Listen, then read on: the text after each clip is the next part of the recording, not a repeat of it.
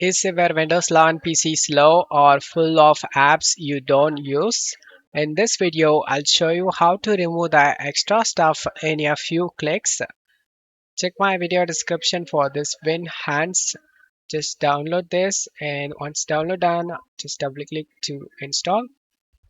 Install for all users and select yes. Accept and select next. Perform a regular installation. Next install. Once this installation done, finish. Select yes.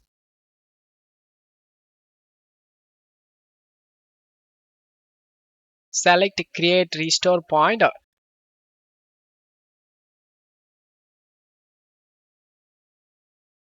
Then restore point has created successfully. Click on OK.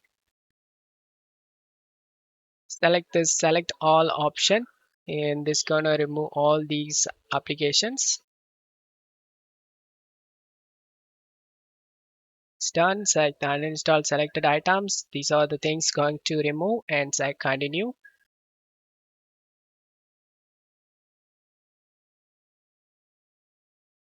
Stuff here and select exit, and you can able to see everything is clean.